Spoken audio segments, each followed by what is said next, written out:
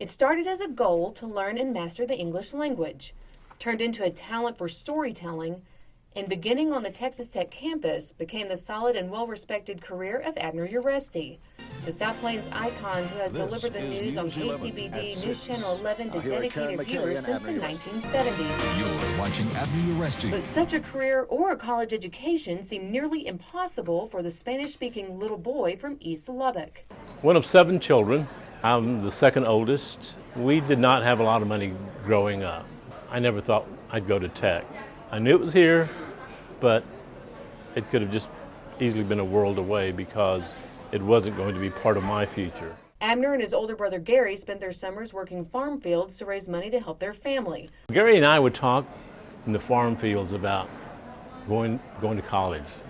Thinking about what we wanted to be was talk. It wasn't really something that like I have a passion to be this or to be that. Abner's first step toward bettering himself was learning a new language. English is my second language. I grew up speaking Spanish. I made it a priority in my life to get a command of the language, command of the English language. Abner showed an early talent for writing and was encouraged to try journalism when he went to Lubbock High School. It was my senior year.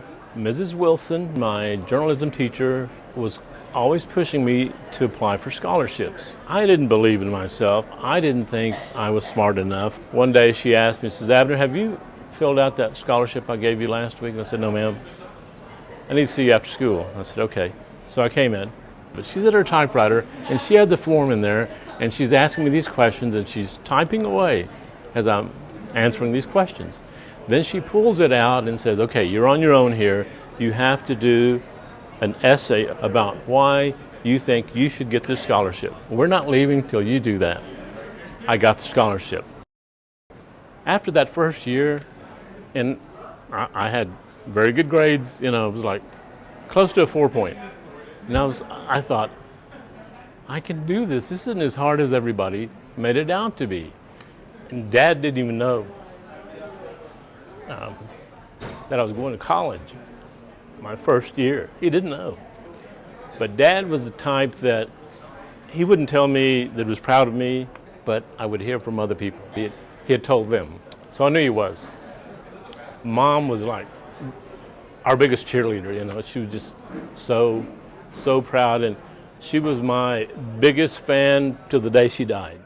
In the 1970s, the number of Hispanic students at Texas Tech University hovered around 2%. This is the 70s, so there were very few of us here at Tech. Now I understand it's like 23%. That's huge, can you imagine? He came to Texas Tech planning to pursue a print journalism career, but like they usually do, plans change. I got introduced to broadcast with the Intro to Mass Comm course that Dr. Bill Dean, I think, still teaches.